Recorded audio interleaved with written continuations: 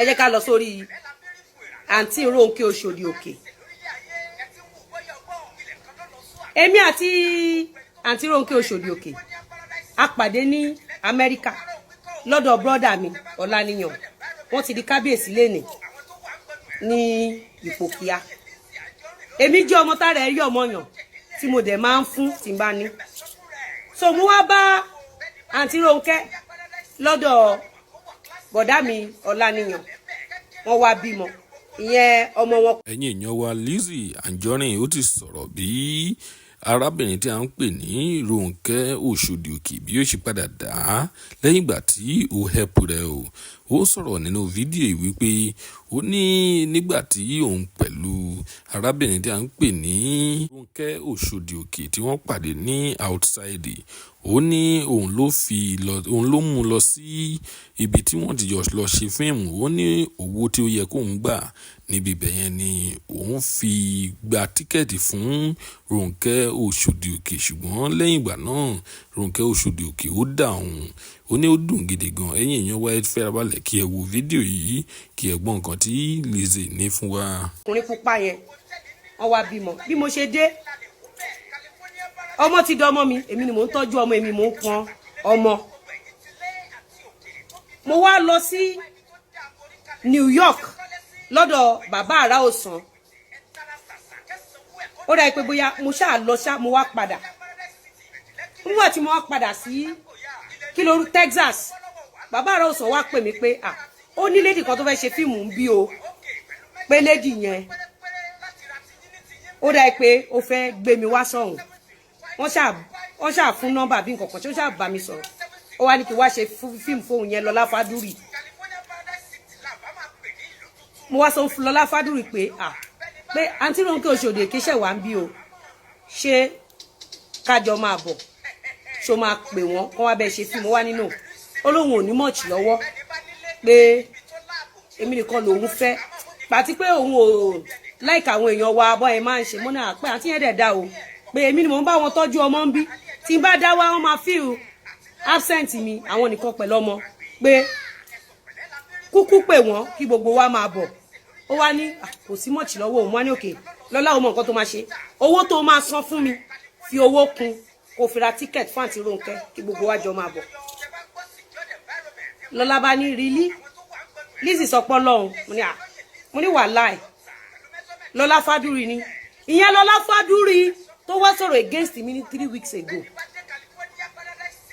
Mo fẹ́ kẹ́ gbọ́ yìí tí n bá parọ́ mọ́ nínú yín kó jáde kó ní irọ́ ni Lizzy ń pa. Ẹ ṣèmù mi tí n bá parọ́ mọ́. Yìí tí n bá ti parọ́ mọ́ nínú yín ẹ jáde kẹ́ ṣèmù mi pé Lizzy eléyìí ò parọ́ ni, eléyìí ò sọ tòótọ́ ni, kí n wá mú rìsíìtì jáde date and time. So kí ni ẹ wá ya Lọlá Fádúrì lẹ́nu gan pé rí Lizzy ó ga o, irú èèyàn bíi títí ẹ ṣàn wọ́n mú ní owó máa tán ọmọlúàbí ló máa kù. Lọlá dẹ̀ pé àǹtí Ronke, Lọlá ní pé òkè báyìí ẹjọ́ ilẹ̀ máa dán fún wa ní date tá a máa dé, gbogbo wa akóra wa àti ìyá àtọmọ gbogbo ẹ̀ ó di New York àdọ́dọ̀ Lọlá Fádúrì. A wá ń ṣe fíìmù lọ, mo wá lọ change. Bàbá wa àrà òsàn wà lórí sẹ́ẹ̀tì yẹn, tí n bá parọ́ kan já mi.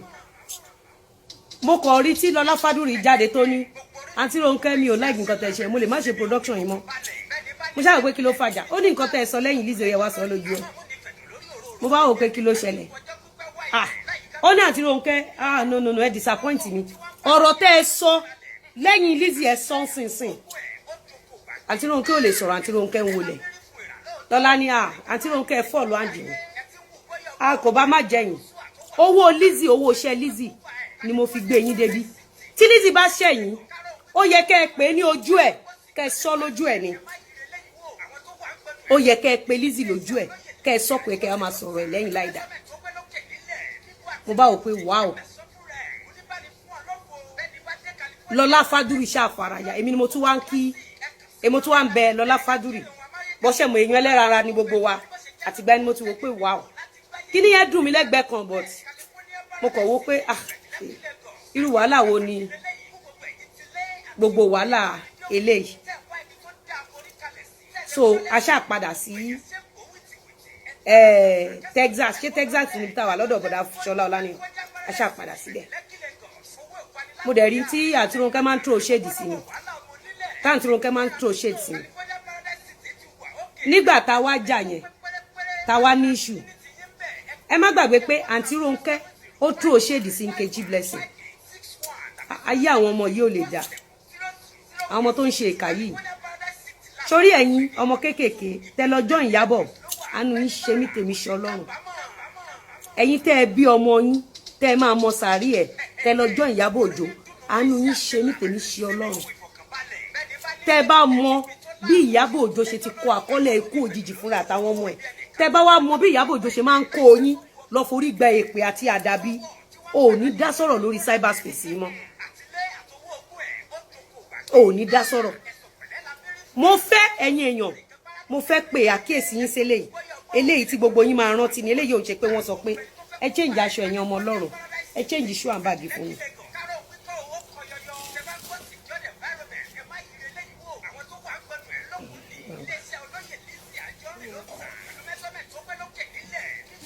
ṣe rí aṣọ tí mo gbé yìí ṣe rí kó nẹ̀nẹ́nẹ́ aṣọ tí mo gbé dání ṣe rí kó nẹ̀nẹ́nẹ́ mo ní shoe and bag mo ní complete set bó mo sọ̀rọ̀ dé náà tẹ́ bá rántí àǹtí Rónkẹ́ Òṣòdì Òkè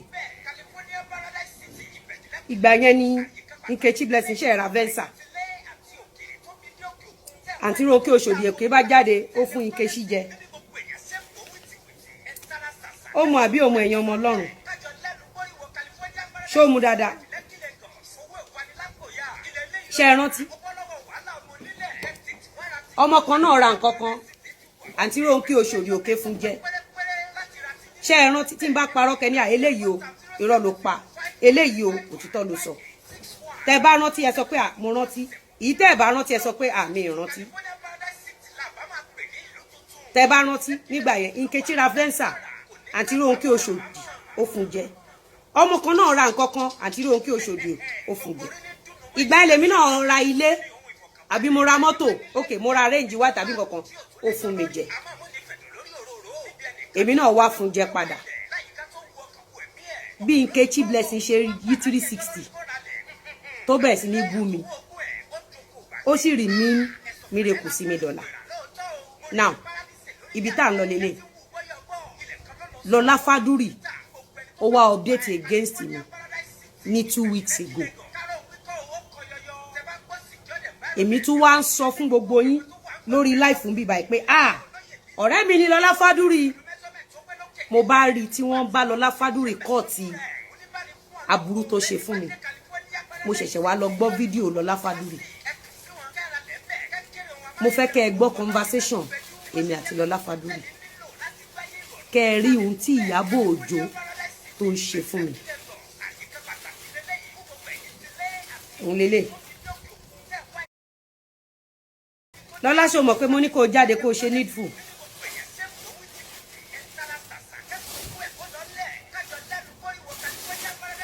Lọlá ṣó mọ̀ pé mo ní kó jáde kó ṣe needful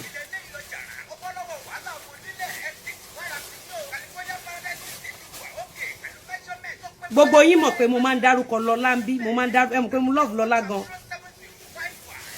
mo dìídì sọ fún Lọlá ni pé kó ṣe needful láì pé mi àti ẹ̀.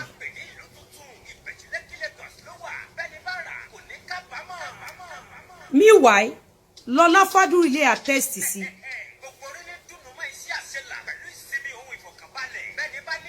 Lọlá Fádúrì ó lè attest sí iye tèmi máa ń gbélẹ̀ fún bloggers kó má bully any of my colleagues yálà ìtàjọ ń sọ̀rọ̀ àbí ìtàjọ sọ̀rọ̀ rí Lọlá Fádúrì can attest to it yálà ìtàjọ sọ̀rọ̀ rí àbí celebrity ìtàjọ sọ̀rọ̀ rí Lọlá Fádúrì mọ̀ pé èmi máa ń gbé owó lẹ̀ kó má bully any celebrity ẹ má bọ̀ time and date ò kí ń parọ́ ẹ wo ohun tí wọ́n ń ṣe fún mi mo ń sọ eléyìí ká tó lọ sínú kéèsì Ìyábọ̀ Òjó ọjọ́ òtí ẹni kìíní yẹn bẹ̀rẹ̀ náà ọjọ́ ló bẹ̀rẹ̀ ó dà pé 12th of July àbí ẹ jẹ́ kí n yọ jáde kẹ́ wò torí ohun tí Lọlá ṣe fún mi ohun tí Lọlá ṣe fún mi ohun tí Lọlá Fádùrì ṣe fún mi tí Lọlá Fádùrì ṣe fún mi ẹ jẹ́ kí n fi hàn ẹ jọ ẹ wá bá mi gba kíní sàn.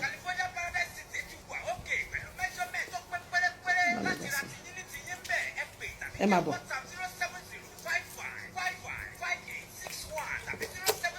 ẹ jẹ́ kí n fi hàn yín gbogbo rọ́tí Lizzy Anjorin pa láti jọjọ́ yìí jẹ́ kí n fi ẹ má bínú. ẹ ti rí 12th of July ẹ rí pé mo call ẹ kò gbé mo ní Lọlá I don't understand your post but I was ẹ má bínú I was typing with anger má jẹ́ kí n gbọ́ I was typing with anger so ẹ má bínú mo ní but I was the one that brought Ronke to you in New York for filming now. And you later confronted Ronke to say what she said against me behind me. You said you hate backbite. That I was the one that made you to bring her to New York. And I was angry because she said bad about me to you. I don't think Iyabo matter came up at all. Now, ẹ jẹ́ jọ gbọ́ nǹkan tí Lọlá sọ. Mo ń bọ̀. Ẹ jẹ́ jọ gbọ́ nǹkan tí Lọlá sọ. Lẹ́yìn tí Lọlá throw me under the truck. ẹ máa rí Lọlá Fádùrì nsìn àwọn pípù yìí mi ò gbàdúrà kí ọmọ mi ìrandíran mi kó pàdé àwọn pípù yìí nínú ayé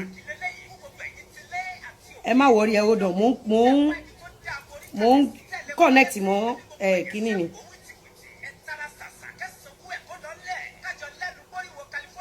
okay connected ẹ má bọ̀ èmi á kú sọ ti tèmi. So ẹ máa bọ̀ ẹ já gbọ́. It's just very cool because you guys won't understand the whole thing. I woke up. Ṣé ẹ rántí nǹkan tí Lọlá Fádùrì type ṣá ẹ jẹ́ kó sọ̀rọ̀ ẹnu ẹ̀ tán kẹ wá wo ohun tí Lọlá Fádùrì ṣe fún mi ní 2-3 weeks ago tí mo dẹ̀ dákẹ́ tí mi sọ nǹkankan ẹ máa bọ̀. I woke up this morning láàárọ̀ lọ́dọ̀ tí wọ́n á jọ náà bá tó dá mi and I broke down because I started thinking again. You understand? It's making sure. I remember vividly, and then with the language level of the condition of Africa, with the erotic because even in New York that time, when my mom said to this matter, I want to be a mom, get off the phone. If I came out, I just want to go and see. Only as a matter of fact, someone came to my DM and just say, "Can you get to pay a go pay?" So I was like, so my post was always taken because my post okay, but that was the narration. Who can you get to say to? So the erotic, why promotion mistake? Ẹ má gbàgbé pé ojú Lọlá Fádùrì ni Ìyábọ̀ ṣe gbé mi lọ Ìlọrin. Lọlá Fádùrì ò kú tí wọ́n fi set me up nudu matter. Lọlá Fádùrì ò kú tí Ìyábọ̀ Òjó tó ń ṣe show fáwọn ọmọ mi àtọkọ mi ẹ wo nǹkan tó ń ṣe fún mi. You understand? Just the voice notes. We have to correct it. No think people should pay, but we don't share it. What you were saying that time was that you can get Iyabo or something like that. You think of and she said to the need them sorrow. And just it's just a lot of things that I want to just let go because you are here, you are song, and I know you won't listen to me when I talk. I'm just tired of these things, and I see everything that is going on, and I remain neutral. And I saw the video you posted last year on people were sending it to me. So challenge to come out. I did not. I don't know because you know me very well. Liz, you like the drama. But what protest is yesterday? So what makes me say because even in the comment section, your content okay, I don't say community is not fighting place. I am not giving. I don't want peace. Ẹ máa gbọ́ o. Peace, that's what I want. So then the only thing that I could remember was okay, and see people social media was already, you know, people only Iyabo mentioned the mommy. We shall only last a lot, and then she said it. She will change the narrative, mommy. So someone made me see that Lọlá peace no wa. But these people they may not see that we just delete it. If that's the last thing, everything is ready. So this is the page. Go and see. You understand? Go and. I didn't want to come out to say anything because I will never come out to say you are my friend. I won't come out to say anything. But first I mean it's just for peace alone. And I was saying this is that we and why would I get someone say that all of these years or like still move so no more. So it is well. I'm just waking up to see this now. Anyway, another thing is that ojú mi mẹ́mọ́ ìlú lọ kò ní wọ́n ti láti máa dáná sọ̀tún kò sí sórí ẹ̀ a ní ìdájọ́ àgbà ìyàwó má mi. ṣẹgbọ́ ó ní mẹ́mórì òun lọ ẹ wo bí Lọlá Fádùrì ṣe change narrative against mi ẹ máa gbọ́. tó ń ṣe tọ̀pọ̀ láti tó àti níbi wọ̀ ṣe ìjẹ́ ṣe wọ́n sún alábí sọ ní pé Liz wà ní yàrá ìdánwò kẹ́mọ̀ ṣe wà ráńtì you understand tí nǹkan bá ti pẹ́ díẹ̀ we tend to forget like I said you can dig deep I didn't even mention this thing yesterday it was about you and Iyabo tí mo sọ pé peace ṣe ìjẹ́ nǹkan tó mú tí wọ́n fẹ́ wá ní pé ọ̀rẹ́ ti pẹ́ ọ̀tún mi sọ mi ìfà bí o ti sọ títí pé bí wọ́n fẹ́ ṣe wá bí mo ṣe pè sí iṣẹ́ adé tó I did not even mention all those things yesterday it was you and Iyabo pé peace ọ̀rẹ́ ti pẹ́ mo ti rò pé yẹn wọ̀ débi pé ìjà ilẹ̀ ti parí nígbà kan tó ti parí ẹ̀ pé more than 50 years ago pé ó yẹ kí kìíní ti lọlẹ̀. Now let's go back to the movie. Nǹkan tí wọ́n rántí máa yàtọ̀ sí nǹkan tí mo rántí mo ṣe kílíìsì voice note so that you can read it and hear it again. Níwájú Ọlọ́run nǹkan tí mi bá ń sọ ọ̀rọ̀ mo máa ń fi Ọlọ́run ọba because a lot of things have been said about èmi fúnra mi mo ìṣe post kan ní ọjọ́ wo èmi ò kí ń máa ń fi ọ̀rọ̀ sọ́dọ̀ Ọlọ́run ni Ọlọ́run máa ń gbè mí níjà bí láì oníkálukú ṣe rí ọ̀tọ̀ọ̀tọ̀ ni you understand máa ń fọwọ́ sọ̀rọ̀ Ọlọ́run mo rántí vividly pé for that role a ní ìjà rẹ̀ ní ìdàtọ̀ Ronke ẹni tó bá dẹ̀ ní pé ẹlẹ́rìí òun ti kú ẹlẹ́rìí òun ṣe kìíní kọ̀ọ̀lù wáyé àrà ọ̀tún sí wa bẹ́ẹ̀ dọ̀là ṣe ìgbẹ́ ìgbà kakọ tó yẹn tán a ní ìdíyàwó má nìyẹn gbogbo a dẹ̀ ní ìdí ọ̀rẹ́ bí tó yẹn ṣe lọ nìyẹn àrà dẹ̀ sọ mi pé Ronke wà ní Texas please God wà ní Texas fẹ́yìn méjì so I don't remember say ní ìdásí màmá sí wa tí má parọ́ mo ṣẹ̀ṣẹ̀ ń jí mi aago mẹ́sàn-án ló wà níbi kí Ọlọ́run bá ó dá yín ní ẹjọ́ I don't even when you say that last time I never came out to say anything because nínú story yẹn a ní ìdàgbàlagbà yẹn ìyàwó má nìyẹn a dẹ̀ níbi bí story yẹn ṣe lọ gbogbo nìyẹn because báyẹn níyàwó ilé tó tún tan adé tó a dẹ̀ ní ìdí ọ̀rẹ́ bẹ́ẹ̀ bá ṣe ilé ìjọjọ́ wọ́pẹ́ kan náà ẹ̀ ń bínú síra yín tó ní ìmọ̀ ìgbà tí ó ṣẹlẹ̀ pé onífẹ́ pé kò mú wá kò yé mi. inú bí ni because àti èèyàn dúró díẹ̀ onífẹ́ sáyé ìdánwò bàtà dé airport àwọn ti yà láti dúró láti gbé wọn náà ni mo lè ní láì gbogbo nǹkan bẹ́ẹ̀ yẹn mo bá ti nǹkan ṣe ṣe níwájú Ọlọ́run àti èèyàn. mo lè ní kí ló ń ṣẹlẹ̀. ilé ayé. so ẹni tí ẹ̀jọ̀ close ẹ̀jọ̀ gbéra ẹ̀jọ̀ dé sí airport lọ́jọ́ kan náà mi mọ mo ṣe advocate fẹ́ nìyẹn but yóò ṣọ̀rọ̀ social media because like I said ọ̀rọ̀ láti ilé I didn't come out say I don't want to say anything about it I don't want to say eléyìí tí mo sọ ìdí tí ní ayé ni then you know tẹ́lifọ̀dì bá gbọ́nà kó gbọ́.